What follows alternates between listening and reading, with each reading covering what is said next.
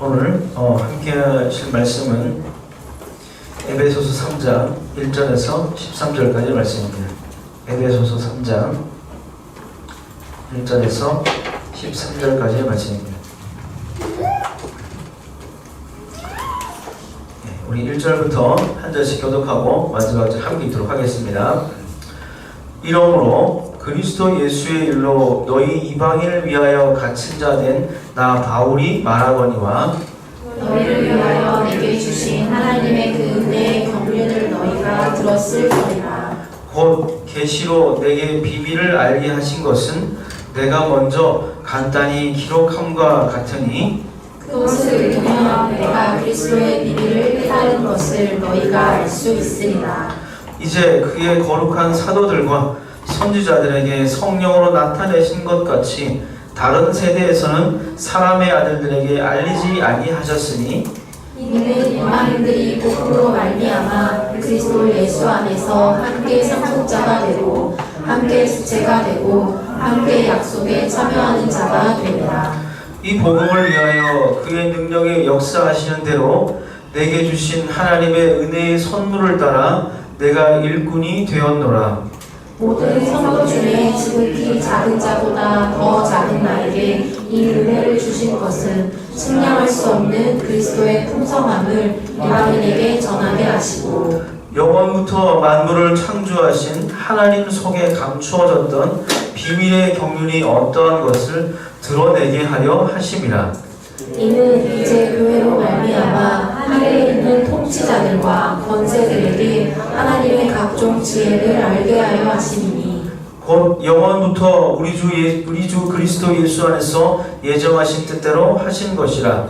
우리가 그 안에서 그를 믿음으로 말미암아 담대함과 확신을 가지고 하나님께 나아감을 얻느니라. 함께 읽읍시다. 그러므로 너희에게 구하노니 너희를 위한 나의 여러 혼란에 대하여 낙심하지 말라. 이는 너희의 영광이니라. 아멘. 오늘 함께 나누고 누리는 비밀이라는 제목으로 에베소서 3장 말씀을 함께 나누도록 하겠습니다. 비밀이라고 하는 그런 게 있죠. 비밀이 가진 특징이 있죠. 비밀이 가진 특징이 어떤 게 있을까요? 비밀이라고 하는 것은 어쨌든 이렇게 공유하지 않는 거예요. 공유하지. 모든 사람에게 다 공유하지 않는 게 비밀이죠. 뭐 자기의 뭐 숨겨진 과거랄지, 약점이랄지, 혹은 뭐 어떤 걸 표현할 수 있을까? 남이 좀 알면 안 될 것 같은 것 같아요. 그래서 왜 남자들이 군대 같은 데 가면 비밀을 이렇게 다루는 급수들을 이렇게 줍니다. 1급, 2급, 3급께서 비밀을 이렇게 다루는 어떤 그런 보안 급수 같은 거를 이렇게 다루기도, 이렇게 받기도 하는데, 비밀이라고 하는 거는, 비밀이라는 말을 들으면 일단은 우리가 모두가 알지 않고 특정한 몇몇만, 소수의 몇몇들만 이렇게 공유하는 것. 이제 그런 특징을 가지고 있죠. 근데 만약에 그런 이제 비밀을 함께 공유하는 사람들이 있다고 한다면 그 사람들과 비밀을 공유하지 않은 사람들 사이에는 좀 다른 어떤 것들이 생겨져.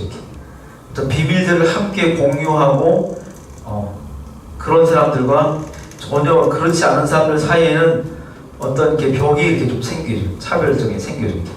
함께 비밀을 나누는 사람들과 그렇지 않은 사람들, 그 끈끈함과 그런 것들은 사실 좀 비교할 수가 이제 없는 것들일 것 같아요.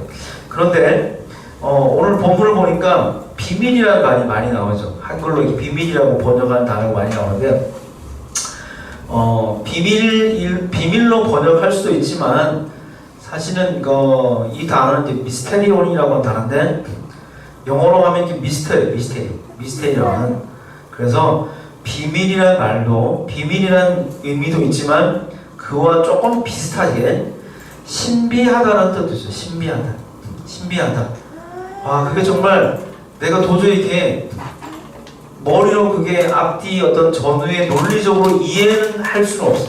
순서는 내가 설명할 수도 없고 이해할 수는 없지만 그 어떤 현상들을 함께 경험하고 체험하니까 그게 뭔지는 내가 다 알 수 있을 것 같아요. 그러니까 직관적으로 느끼고 경험돼서 알 수 있어요. 하지만 그것을 논리적으로 설명하고 설득하기에는 좀 어려움이 있는 그런 것들이죠. 그런 것들을 보고 우리가 신비하다고 하죠. 미스테리라고 신비하다고 하죠. 오늘 본문에는 그런 이야기가 많이 나옵니다. 그 에베소서에 보면은 기도문이 두 개가 있는데 2장과 3장 요 뒤편에 이제 기도문이 있는데 그 사이에 있는 그 사이에 있는 이 본문이 오늘 3장 1절은 13절인데 사도 바울이 자기에 관해서 이제 소개를 하는데 자기에 관해서 소개하기를 뭐라고 얘기를 하냐면은 비밀을 아는 사람이라고 이야기해요. 비밀을 아는 사람. 계시로 내게 비밀을 알게 하신 것, 즉 자기는 계시를 통해서 비밀을 알고 있는 그런 사람이라고 말하는 것이죠. 그가 말하는 비밀이란 이제 어떤 것이 있을까요? 비밀. 그가 말하는 비밀은 4절에 나옵니다. 내가 그리스도의 비밀을 깨달은 것을, 그리스도의 비밀, 그리스도의 신비를 내가 알게 된 것을 너희가 알게 될 것이다. 그것을 알 수 있을 것이다. 이해하고 나를 인정할 것이다. 이렇게 이야기하는 것이죠. 사도 바울은 비밀에 관해서 이야기하면서 그가 말하는 비밀은 그리스도의 비밀이라고 이야기합니다. 그러니까 다시 말하면 한 단어로 이야기한다면 복음이라고 하는, 복음이라고 하는. 사도 바울은 복음이라고 하는 단어를 오늘 비밀이라고 하는 단어로 같은 뜻을 가진 단어로 비밀이라고 하는 말을 사용해서 표현합니다. 복음이 비밀이라고 이야기합니다. 비밀, 누군가 그것들을 알고 있는 사람들이 다른 사람에게 그 비밀을 알고 싶어하는 어떤 사람에게 알려주기 전까지는 그런 일이 있었는지조차도 모르는 것. 그게 비밀인 거죠. 그런 게 비밀이잖아요. 그죠? 이미 모두가 다 알고 있는데 그것을 비밀이라고 말하지는 않죠. 물론 우리가 사람들 이 모인 곳에 살아가다 보면 누구나 다 아는 공공연한 비밀 그런 것들이 있습니다. 사람들이 많이 모여서 말을 하고 모이는 그런 곳들이 있다 보면 가끔 그런 경우가 있어요. 가끔 이렇게 저도 이렇게 뭐 청년 때나 지금도 가끔씩 경험하는 건데 이거 너한테만 이야기하는 건데 이렇게 얘기해 줍니다. 이거 너한테만 말해주는 거야. 그런 얘기를 들을 때 저는 이렇게 생각합니다. 아, 내가 맨 마지막으로 알게 되었구나. 내가 맨 마지막으로 알게 되었구나. 모두가 다 아는데 이제 나한테 왔구나 이렇게 생각을 해요. 이제 나한테 생각을 해요. 너한테만 말하는 거야. 이거 아니 나한테만 말하는 게 아니고 그런 경우는 거의가 내가 다 알고 있었는데 나만 모를 경우가 많아. 이렇게. 그래서 가끔 그런 생각을 합니다. 이렇게 좀 왜 나만 늘 모르고 있다 나중에 알까 그런 생각을 하기도 하는데 오늘 본문에도 그런 종류의 비밀이 이제 등장하는 거예요. 모든 사람들이 이 비밀에 관해서 다 알지 못한다라고 하는 것을 사도 바울은 전제로 이야기합니다.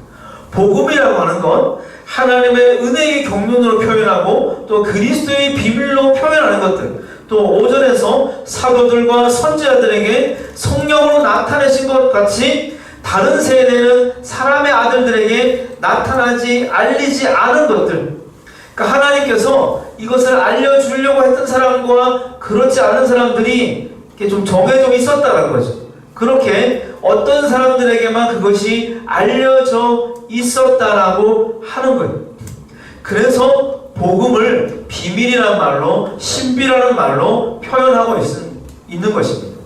복음이란 그리스도의 복음이라고 하는 것, 예수 그리스도의 복음이라고 하는 것은 하나님께서 우리에게 그것을 깨달을 수 있도록 알려주기 전까지는 누구도 알 수 없는 그런 것이다라고 하는 것입니다.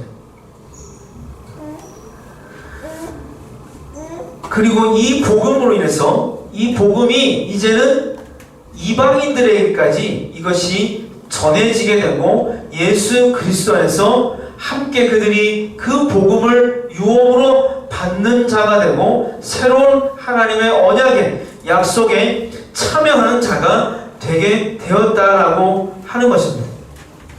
이 복음이라고 하는 비밀, 우리가 이 복음을 어떻게 알 수 있었을까요? 예수께서 그리스도시라고 하는 사실, 예수께서 그리스도시라고 하는 사실을 우리는 어떻게 알 수 있었습니까? 예, 여러분 어떻게 그것을 알 수 있었고 믿어지게 되었고 깨달아지게 되었을까요? 각자가 그렇게 알게 된 경험들과 통로들은 다 다를 것입니다. 모두 다 다릅니다. 제가 예수를 만나서 알게 되고 믿게 된 경로들과 또 여기 앉아있는 우리 지체들이 한 사람 한 사람들이 그 예수를 만나고 믿게 된 그 경로는 다 다릅니다. 천차만별이에요. 그런데 분명한 것은 천차만별의 여러 종류의 경로와 통로들을 통해서 예수를 그리스도로 고백하게 되었지만 한 성령에 의해서 우리는 그 예수를 주로 고백하고 그가 우리를 위해서 죽으셨음을 알게 된다라고 하는 것입니다. 복음이란 그런 것입니다. 복음이란 성령께서 살아생전에 우리가 정말 예수가 누구신지 본 적도 만져본 적도 없는 우리가 먼저 예수를 믿었던 그 수많은 믿음의 선진들에 의해서 그들의 구절을 통해서 증언들을 통해서 목격담을 통해서 혹은 먼저 본 사람들이 기록한 글들을 통해서 우리가 예수라고 하는 사람에게서 예수에 관해서 소개받게 되었고 알게 되었다고 하는 거지. 그리고 그 예수께서 나를 위해서 죽으신 그리스도심을 십자가에 달려 죽으신 그 예수 그리스도의 피가 나를 모든 죄에서 자유케 하고 나를 정결케 했음을 우리가 믿게 되고 깨닫게 되는 것, 그것이 바로 성령께서 우리에게 행하시는 은혜고 또 하나님의 선물이다라고 하는 것입니다. 결코 이 일들이 우리의 어떠한 것들, 우리의 어떠함으로 생각과 노력과 혹은 사람들의 관계를 통해서 그것들을 우리가 알게 되지 않았다라고 하는 것입니다. 이 중에 새로운 어떤 사람이 있다고 칩시다. 뭐 세 가지가 계시긴 하지만 정말 교회라는 것을 전혀 알지 못하고 한 번도 다녀본 적이 없는 그런 사람이 어느 날 갑자기 교회라는 공동체에 친구를 따라서 친했던 친구를 따라서 혹은 이웃집에 아주 친한 사람의 권유를 통해서 혹은 자기가 정말 짝사랑하는 그런 자매가 있는 곳을 찾아왔더니 그곳이 교회였더라. 그래서 어떻게 다니게 되었더라. 뭐 이런저런 여러 종류의 인간적인 관계라고 하는 통로를 통해서 우리가 왔을 수 있죠. 혹은 태어나서 눈을 뜨고 걷고 그렇게 하다 보니 나는 어느새 매주일 이곳에 교회라고 하는 곳에 이 성경이라고 하는 것을 예배라고 하는 것을 일주일에 한 번은 적어도 드리는 그런 사람이었더라. 뭐 여러 가지 통로가 있을 수 있죠. 그러나 분명한 것은 우리의 환경과 인간적인 관계들과 혹은 지적인 학습과 그런 것들로 우리가 예수를 주로 고백하지 않았다고 하는 것입니다. 성령께서 우리에게 그 예수가 우리의 구주 되심을 알려주셨다고 하는 것이죠. 성령께서 그것을 알려주시고 그 비밀을 보여주신 사람들이 있다.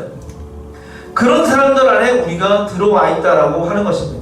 하나님은 모든 사람이 구원받기를 원하시고 모든 인류들을 구원하기를 원하시고 희망하십니다. 그렇지만 그 구원의 문 안으로 들어올 수 있고 그 안에 함께 그 약속에 참여하는 사람은 또 모든 사람이 아닌 경우가 많습니다. 제한된 경우가 많습니다. 이렇게 그리스도의 복음이라고 하는 것은 하나님께서 보여주시고 알려주셔야 깨달을 수 있는 비밀이라고 하는 것이죠.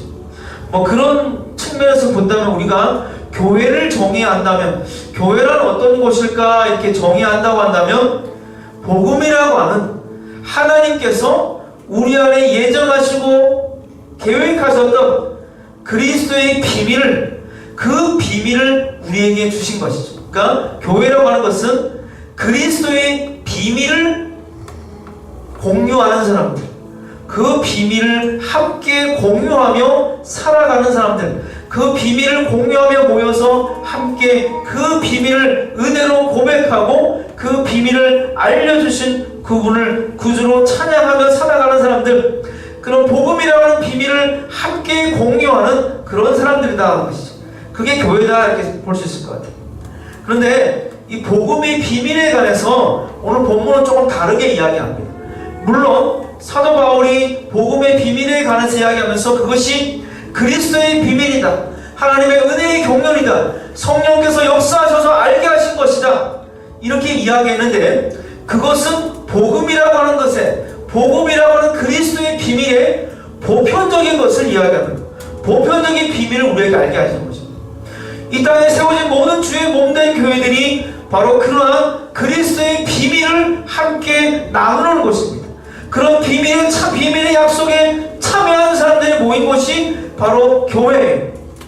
그래서 복음의 비밀은 첫 번째로 보편적인 그런 복음이라고 하는 것, 그리스도의 비밀을 함께 누리는 그 비밀이라고 하는 보편적인 비밀이라는 의미를 함께 갖고 있는데, 그런데 오늘 사도 바울은 좀 다른 얘기를 한 가지 더 합니다. 자기가 복음을 전하는 자로 부르심을 받았는데 자기는 좀 특별한 어떤 비밀을 가지고 있다고 하는 거예요. 하나님과 자기 사이에 그리스도의 비밀이라고 하는 보편적인 복음이라고 하는 비밀 안에 또 다른 비밀을 자기는 가지고 있었다고 하는 거죠. 하나님과 자기의 그런 새로운 신비와 비밀을 자기에게만 주는 개별적이고 특수한 비밀을 알려주신 것이 있다고 하는 거예요. 그게 뭐냐? 그게 바로 1절에 나오는 그리스도 예수의 일로 너희 이방인을 위하여 갇힌 자 된 나 바울이, 그 사도 바울은 단순히 그냥 예수를 믿고 예수가 그리스도시다 그것을 말하는 사람이 아니라 특별히 이방인을 대상으로 해서 그것을 전하도록 부르심 받았다라고 하는 것이죠. 자기는 이방인을 대상으로 해서 예수 그리스도의 비밀을 알려주는, 그 비밀을 나누어주는 그런 소명을 받았다고 하는 거예요. 그러니까 사도 바울이 성령 안에서 하나님으로부터 부여받은 특별한 비밀이 바로 이방인을 대상으로 한 복음 전도자의 소명이다라고 하는 것입니다.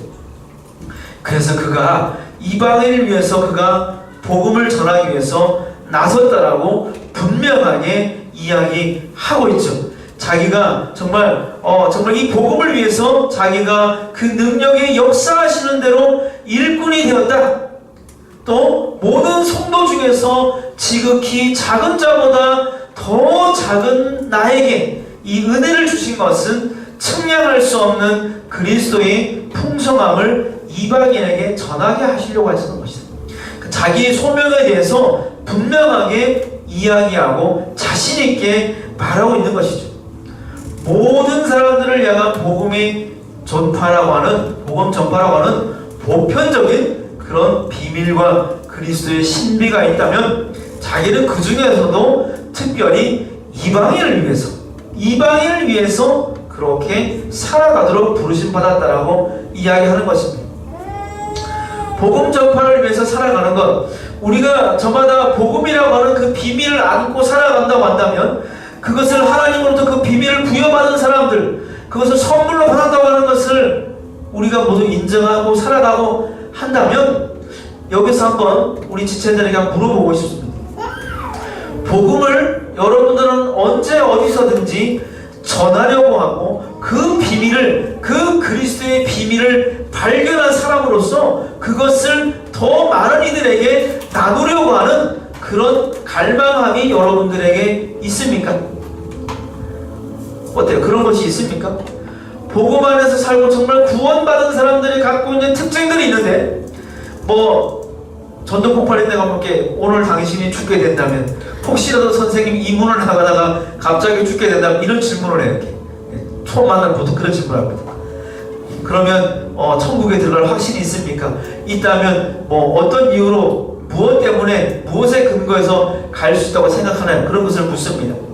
근데 저는 그런 이론적인 대답도 중요하지만 정말 구원받은 사람들, 구원의 확신이 있다고 말하는 것은 그런 단순한 질문과 대답, 그 한두 문장으로 이렇게 축약될 수 있는 그런 것은 아니라고 생각해요. 복음의 비밀을 발견하고 갖게 되면 그것에 관해서 말하고 싶습니다. 누구든지 그것을 말하고 싶어요. 예수를 만나게 되면, 예수를 만나서 예수를 알게 되고 믿게 되면, 그렇게 되면 정말 그의 삶에서 정말 분명한 특징이 나타나는데, 바로 어떤 누구와 어떤 주제로 이야기를 하더라도 마침내는 예수에 관해서 그리스도의 복음에 관해서 말하게 되어진다고 하는 것입니다. 그렇게 말할 수밖에 없게 되어지는 것입니다. 정말 내가 그리스도의 복음의 비밀을 함께 그것을 발견한 사람이라고 한다면은 그 복음 안에서 그 십자가의 복음의 나를 비추어 보게 된다면 우리는 반드시 그것을 위해서 애쓰고 살아가고 싶은 그런 마음이 들게 되어집니다. 그리고 그렇게 살아가지 못하고 좀 그것과 좀 거리가 먼 나의 삶을 보면서 한숨이 나오고 정말 자신의 삶에 관해서 다시 한번 돌아보게 되어지게 됩니다. 우리가 그러한 열망이 있는가 하는 것입니다. 여러분들 어떠세요? 복음 전파에 대한 열망이 있습니까? 좀 다른 걸 물어볼까요? 여러분 한 사람 한 사람이 우리 지체들 한 사람 한 사람이 그리스도의 몸된 교회라고 하는 사실을 믿습니까? 그것을 전혀 의심하지 않고 확신하고 살아갑니까? 그렇다면 우리는 교회라고 하는 것은 복음의 비밀을 아는 사람들이 모인 곳, 또 복음의 비밀을 아는 사람, 그 한 사람 한 사람이 그리스도의 몸된 교회인데, 그렇다면 우리 안에 그런 복음의 비밀이 있다고 한다면 그 복음의 비밀에 갖고 있는 그것을 전달하고 싶어하고 뭔가 영향 주고 싶어하는, 나누고 싶어하는 그런 열망들이 우리 안에 있어야 하는 것이죠. 오늘 우리에게 그러한 갈망과 열망이 있는지, 그러한 갈망과 열망의 은혜가 우리 안에 있는지 우리가 한번 생각해 보아야 하는 것이죠. 단순히 사도 바울이 내가 복음을 전하겠다, 나는 전도할까, 이런 다짐 이상의 고백을 한 것입니다. 내가 이방인의 사도가 되었다고 이야기하는 것, 정말 그 누구도 생각해보지 않았고 어떤 사람도 해보지 않은 일들, 사도 바울이 활동하는 이 당시에는 복음 전파라고 하는 것, 예수가 그리스도시라고 하는 사실을 전하는 일들이 이방인들을 위한 사역으로 정말 굉장히 낯선 일이었습니다. 사도행전 10장을 보면은 베드로와 고넬료 이야기가 나오죠. 베드로가 환상을 통해서 환상을 보고 나서 고넬료를 만나고 그와 함께 교제하며 함께 교회로 모이게 되고 예배하게 되죠. 그러나 이 베드로라고 하는 사람은 어땠습니까? 하늘에서 내려오는, 환상 가운데 내려오는 율법에서 그 많은 부정한 음식들이 가득한 것을 보고 먹지 않을 것이라고 이야기합니다. 절대 먹을 수 없다라고 이야기합니다. 하나님 먹으라고 말하는데, 그 율법을 만드신 분이 그냥 먹어도 된다라고 말하는데 자기는 그럴 수 없다라고 이야기하죠. 그러나 하나님께서 분명 그에게 말씀하시는 음성을 듣고도 그는 망설여지는 것이죠. 망설이고 주저하게 되어집니다.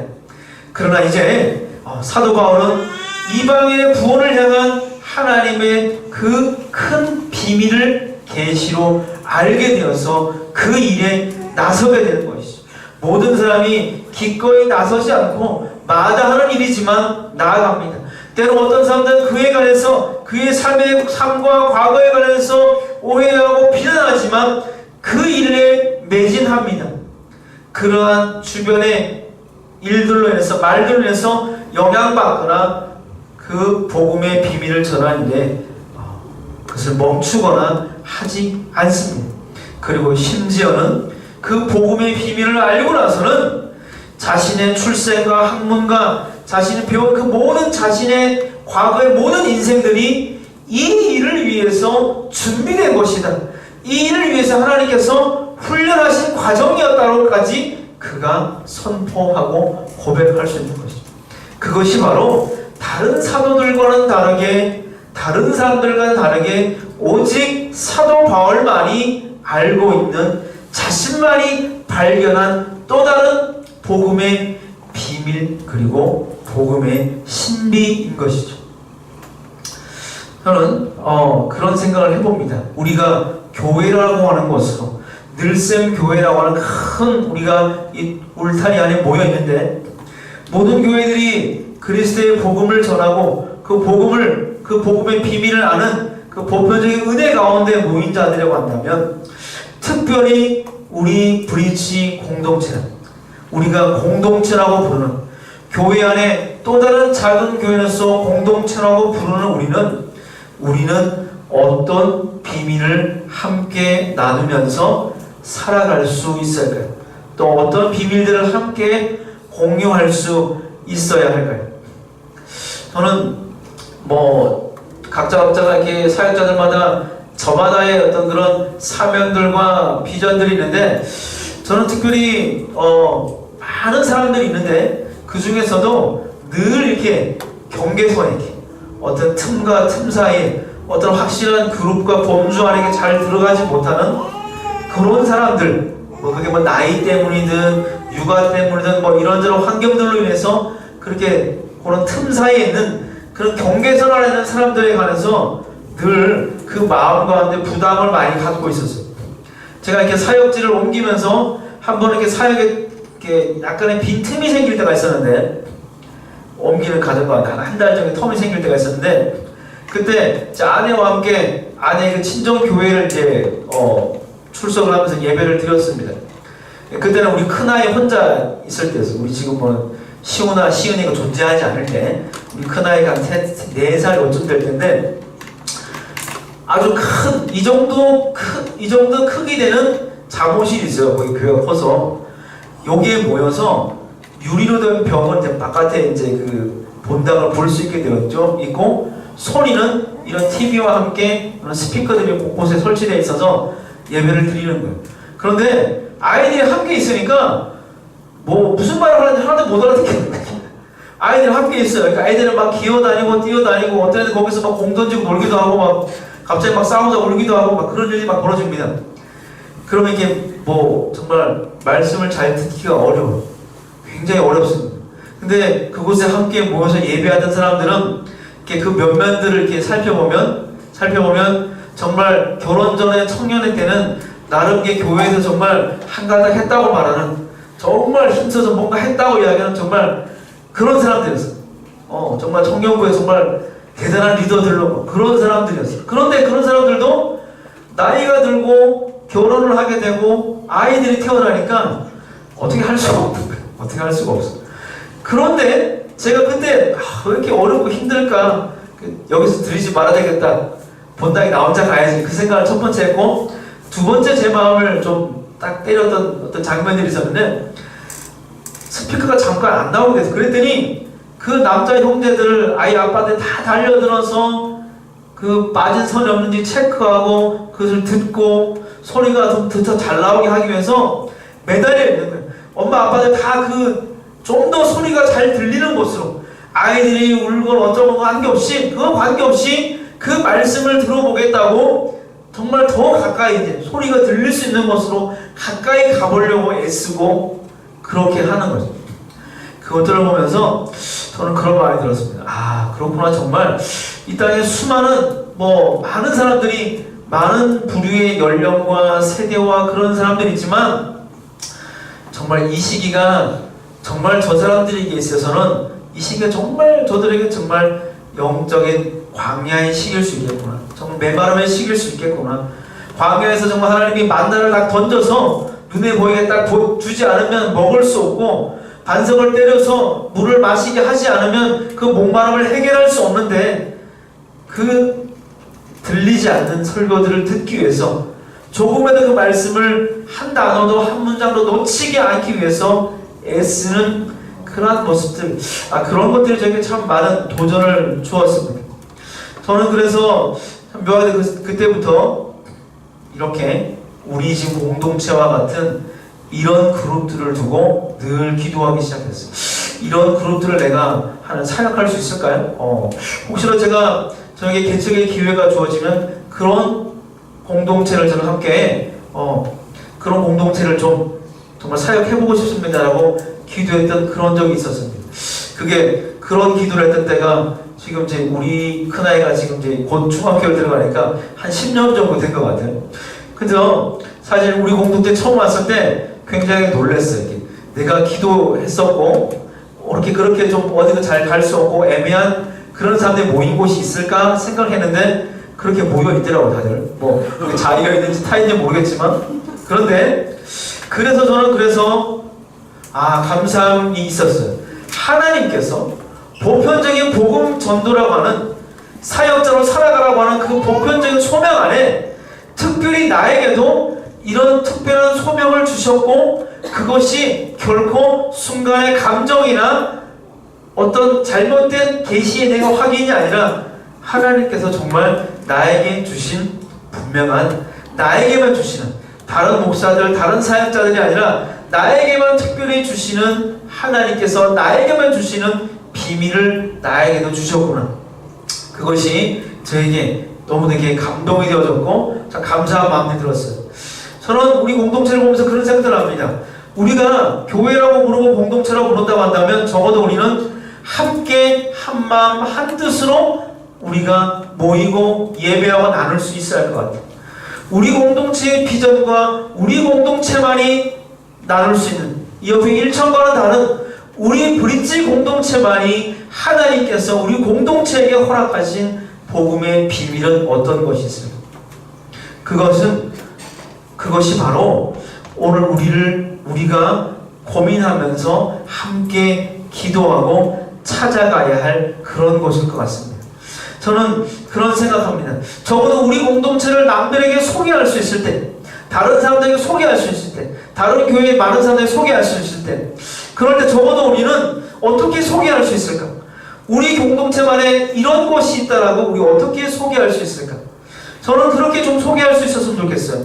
우리 공동체는 크지 않지만, 적은 수가 모였지만, 그렇지만 뜨겁게 예배하고 서로를 위해서, 적어도 서로의 과거와 약점에 관해서 그것을 가지고 그 사람을 재단하고 평가하지 않고 오히려 그것을 갖고 함께 아파하며 기도할 수 있는 그런 공동체입니다. 우리 그렇게 좀 소개할 수 있었으면 좋겠습니다. 오늘 3부 예배 때, 2부 예배 때, 3부 예배 때 어떤 세 가지가 오셨다는데 그 늘샘 교회를 구글 AI로 찾아서 오셨대요. 그랬대요. 그래서 방송에서 사실 우리가 다 찾아봤어. 정말 되나 이렇게 안 나왔어 사실. 근데 어떤 AI인지 모르겠지만 내가 갖고 있는 건 안 나왔어. 안 나왔는데 그걸 보면서 이렇게 그런 생각을 해봤어요. 적어도 우리가 그 안 나온 것을 보면서 나오니까 광명에서 갈 만한 교회 추천해서 첫 번째들이 뭐 이렇게 우리 옆에 있는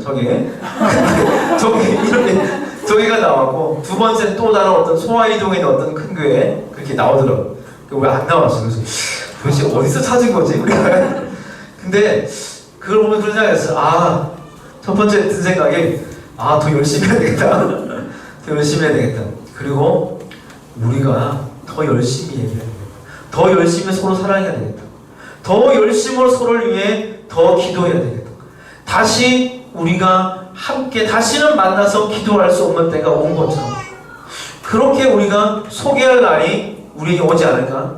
적어도 우리 공동체를 늘샘교회 우리 이청년부를 소개할 때 우리는 적어도 함께 기도하는 것이고 뜨겁게 예배하는 것이고 적은 수가 모였지만 그 어느 것보다 더 뜨겁게 하나님을 사랑하고 그 하나님의 사랑을 정말 우리가 피부로 와닿을 수 있도록 함께 나누는 곳입니다. 우리 그렇게 소개되어질 수 있도록 언젠가 우리가 모든 AI에 우리를 쳤을 때 그렇게 소개되어지면 나올 수 있도록 우리 그런 것들을 좀 함께 꿈꿀 수 있었으면 좋겠어요.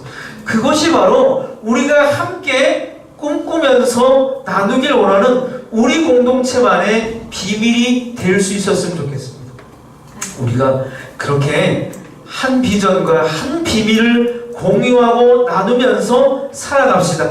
그리고 정말 오늘이 아니면 다시 예배할 수 없을 것처럼 우리 모든 예배 정말 오늘이 아니면 이 시간이 아니면 다시 예배할 수 없는 것처럼 지금이 아니면 다시 찬양할 수 없는 것처럼 지금이 아니면 다시 기도할 수 없는 것처럼 지금이 아니면 내 옆에 있는 지체들을 그들을 위해서 더 사랑하고 기도할 수 없는 때가 올 것처럼 우리 그렇게 함께 그 비밀들을